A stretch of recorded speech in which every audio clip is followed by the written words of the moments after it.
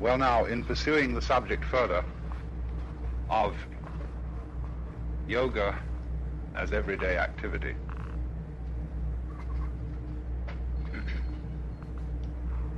yeah, I presume it is understood just what the word yoga, used in a very general sense, involves. The Indians use two words for what I'm talking about. One is yoga, and the other, or called not you. It's the process that's happening.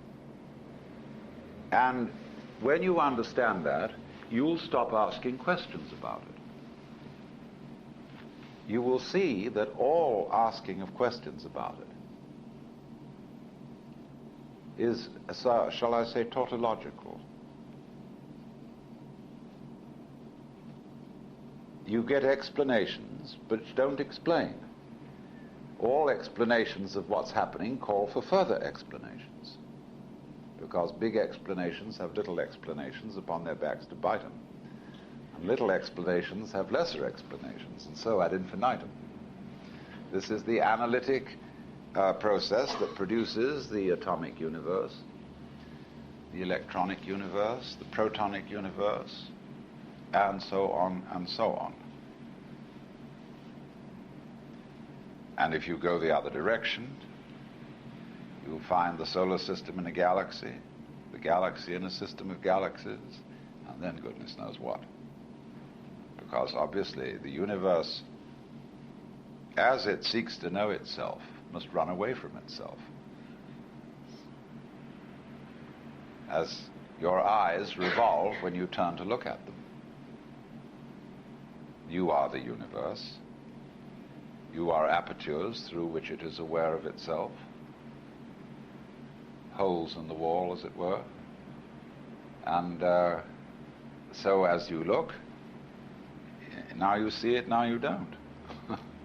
It's very simple. So you'll find, therefore, that the big quest, what is it? What am I supposed to do? What is human destiny? Why are we here? These questions will slowly disappear, and that itself will be the answer.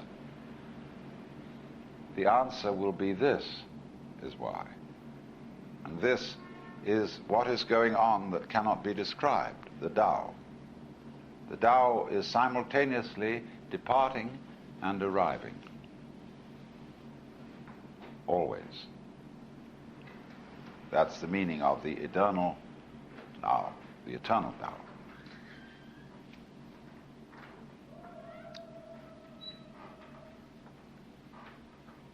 Well then,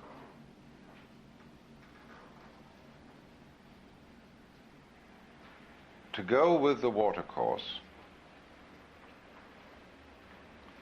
is called by Lao Tzu Wu Wei. Wu means not. Wei has a complex of meanings which can be action, striving, straining, doing, or best, forcing. Not forcing is Wu Wei. So he says, Tao Wu Wei, Tao does nothing, but nothing is left undone. In other words, Tao accomplishes all things without forcing them.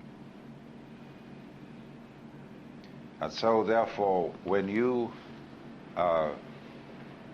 master, that's the wrong word, because it has the idea of superiority. When you come to Wu Wei, by, as it were, coming down, you are working on the same principle as the Tao. And so this is likened poetically to the difference between a willow and a pine when it snows. The pine is a rigid tree, and the snow and ice piles up on the branches until they crack. The willow is a springy tree, and when the weight of the snow is on the branch drops, and the snow falls off and the branch comes up again. That's Wu Wei. Zhuangzi tells a lovely tale that a sage was wandering along the bank of a river near an enormous cataract. And suddenly, way up beyond the cataract, he saw an old man roll off the bank into the cataract. And he thought, that's too bad. He must be old and ill and is making an end of himself. But a few minutes later, the old man jumped out of the stream way down beyond the cataract and went running along the bank. So the sage and his disciples went scooting after him and said, this is the most amazing thing we ever saw. How did you survive? Well, he said, there's no special way. I just went in with the swirl and came out with the whirl. I made myself like the water, so there was no conflict between myself and the water. So in the same way, when a baby is in an automobile accident, you find often that the baby is uninjured, because the baby didn't go rigid to protect itself. So likewise, when you learn to fall in judo, you learn to curl up limply and yet make your arms very heavy so that they flop with an immense thud on the floor. And that making heavy is again like water. And this absorbs the shock. So it isn't, you see, you must realize that the water course is not complete limpness, because water has weight and therefore strength. And that really all energy, the secret of Wu Wei is that all energy is gravity.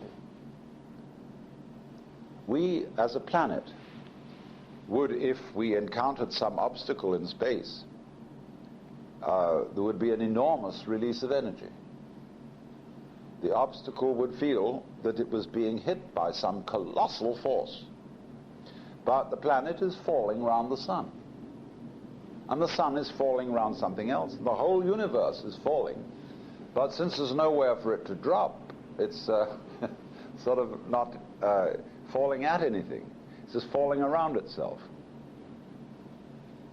Sometimes there are collisions. But everything's got so much space that they're very rare. Maybe the ones that didn't have space have been eliminated and became all the dust that's in the sky. But all energy is gravity. That's the secret of judo.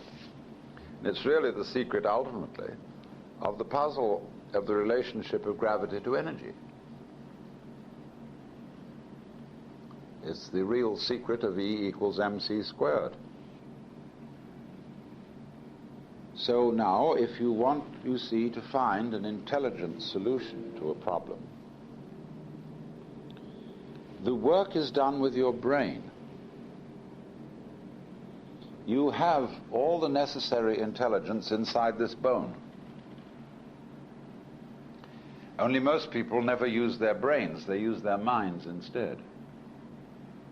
And think that they use their minds like they use their muscles, that you can strain your head and work very hard with it as if it were a muscle to achieve a result.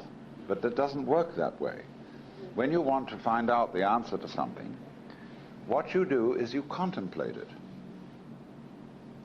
You visualize your problem, your question, as well as you can, and then simply look at it. Because you don't try to find a solution, because any solution that comes in that way is liable to be wrong. But when you've watched it for a while, the solution comes of itself. And that is the way to use your brain. It works for you in the same way as your stomach digests your food, without your having to supervise it consciously. But all our attempts to supervise everything consciously have led to things that aren't too good for our stomachs, and so forth. You know how it goes. So, the reason for that is quite simple. That conscious attention, employing words, cannot think of very much. We ignore almost everything while we're thinking. We think along a single track. But the world isn't going on along a single track. The world is everything altogether everywhere. And you just can't take that into consideration. There isn't time, but your brain can. Because the brain is capable of handling innumerable variables at once, whereas your conscious attention is not. Or rather, more strictly speaking, verbal symbols are not capable of handling any more than a one very, very crudely simple track. That's why we have to trust our brains. Because you see, we are much more intelligent than our understanding of ourselves. When a neurologist admits that he's only begun to scratch the surface of understanding the nervous system, he is actually saying that his own nervous system is smarter than he is. It's outwitted him so far.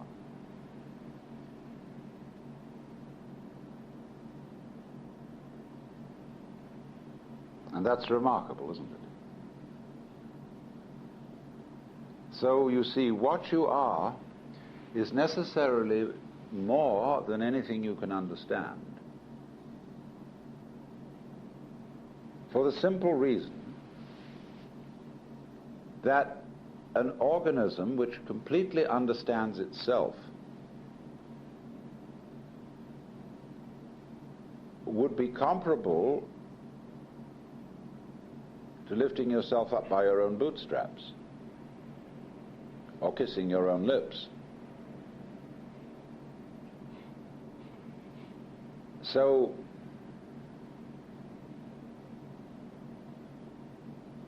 there's always this element of the nothing or unknown in any process of consciousness or knowledge.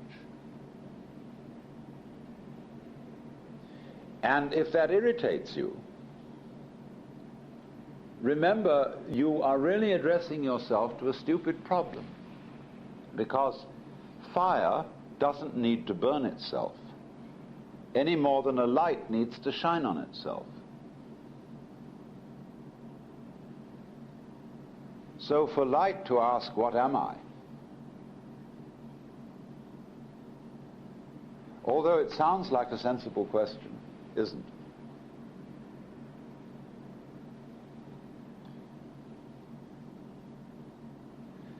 Because how could you answer it? Let me demonstrate this to you in another and perhaps simpler way. For many, many hundreds of years, human beings have wanted to know, what is isness? What is matter? Substance? Obviously, it seems there must be a basis for all the shapes that we see.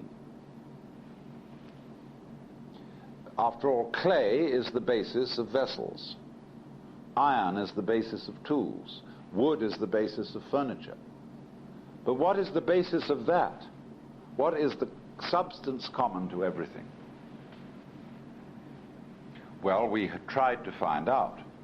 And that was the reason, at least in the beginning of things, why physicists tried to find out what matter energy is. Well, when you consider the problem, consider the question, ask yourself, what sort of answer are you looking for? Supposing you found out what matter is, in what sort of language would you be able to describe it? And you realize that you couldn't. Because all that language can describe, whether the language be of words or of numbers, is pattern, form. We can measure form, we can outline it, we can explain it. But we couldn't possibly explain stuff.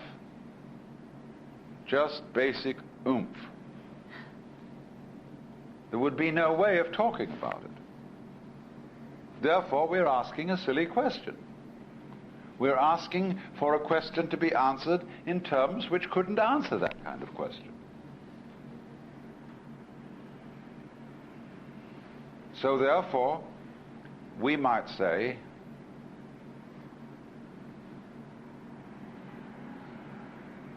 you don't need really the idea of stuff, of matter,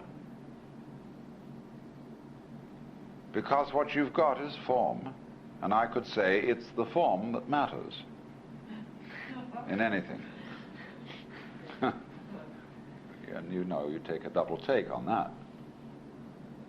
When you look at the world as form,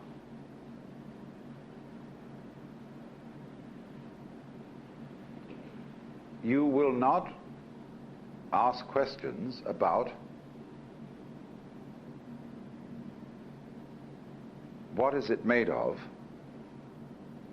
what are these shapes made of. They're because they're not made. It says Dao Wu Wei, and Wu Wei means also not making.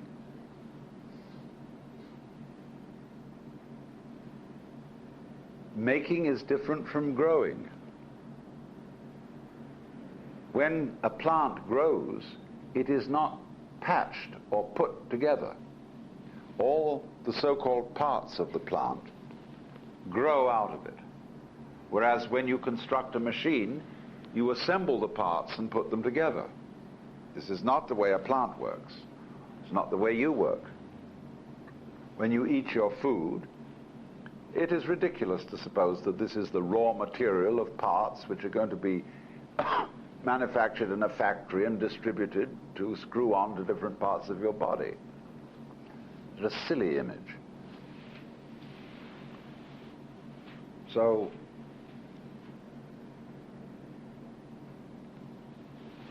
you don't ask, therefore, what are things made of? The next thing you don't ask is how do they go together? Because here becomes a very, very fascinating thing, that what we are unaware of is that so-called separate things are joined by space. We always think of space as separating, but that which separates also joins. That was why the word cleave is so important. It means to stick to and to divide. So we are cleft by space. When you look at a distant galaxy, we call it a nebula, because we are seeing it from a long way away. When, however, we get close to it, the nebula disappears, and we see individual stars. We are living in the middle of one. From a long way away, all the stars in our galaxy appear to be a thing. But right close up, we don't see that thing. What is it that keeps all these stars together? Oh, we say gravity.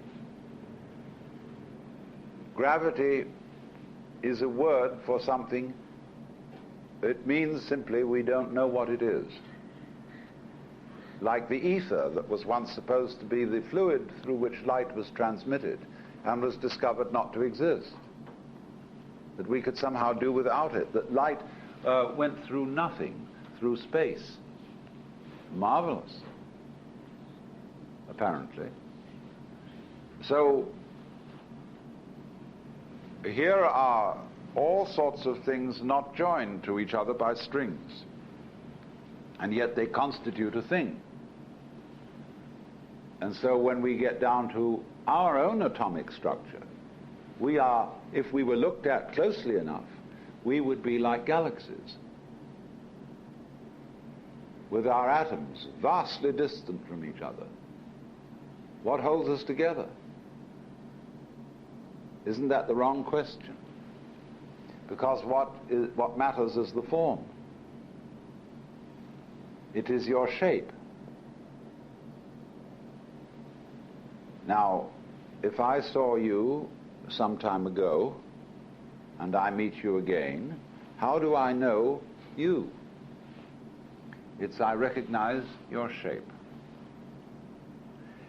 If I haven't seen you for some time, when I meet you the second time, there is nothing of you that I knew before. All your so-called substance has changed. Just as if I visit a waterfall, a few seconds later, it's not the same water.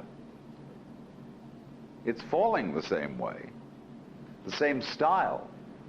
And so in the same way, when I meet you today, yesterday, the day before, you're the same style, you're the same pattern, but it's all different.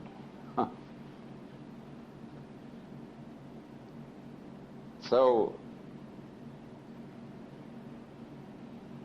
that pattern can come to an end.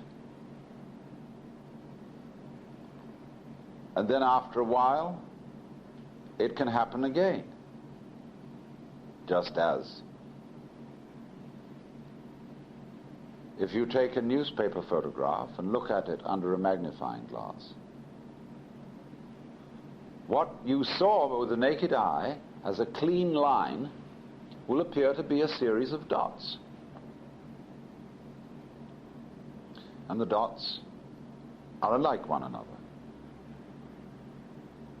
And there's no strings joining them. Change your level of magnification, and there's a line.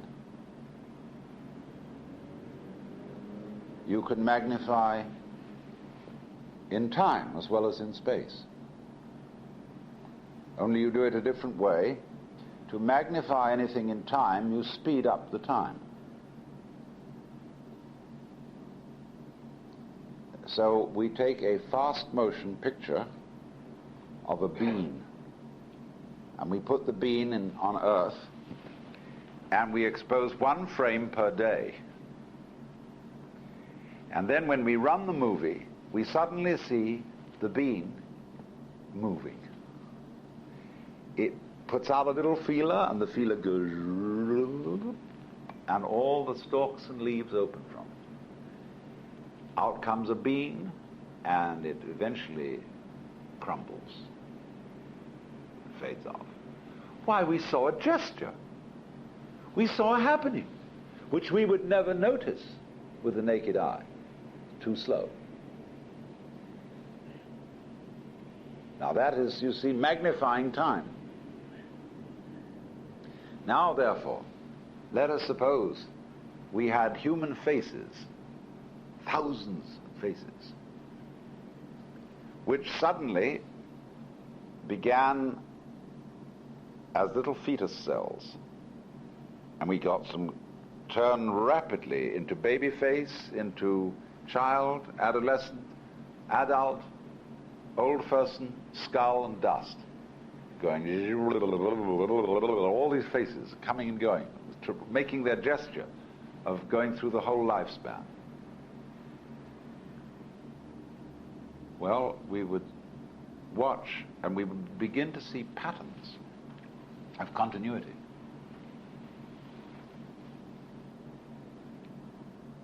Which things are moving much too slowly to see these, and things are moving too complicatedly to see them.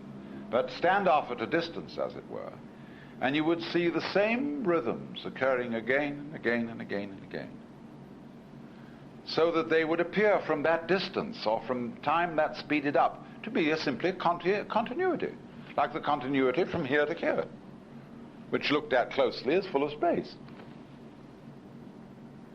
So you would get what we call in naive language the reincarnation of forms.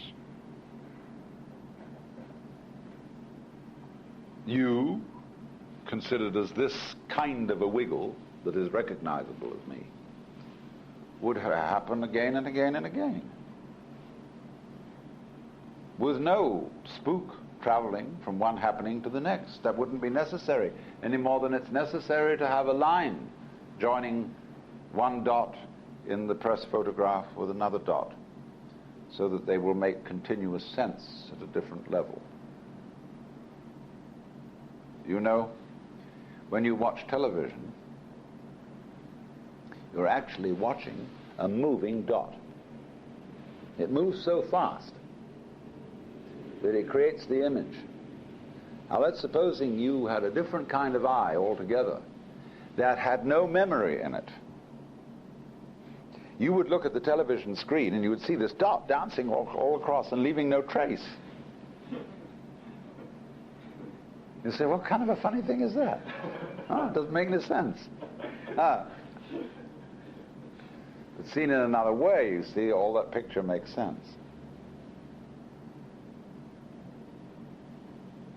So you see, you don't have to, all these mysteries, like our reincarnation, you don't need any spooky knowledge to understand them. It's all right out in front of you, and you will discover that as I talk to you, I'm not going to tell you a thing that you didn't already know. All this was plain to you. All I will do is put it in words in such a way that you will be able to say, well, that's what I always thought, but I could never explain it.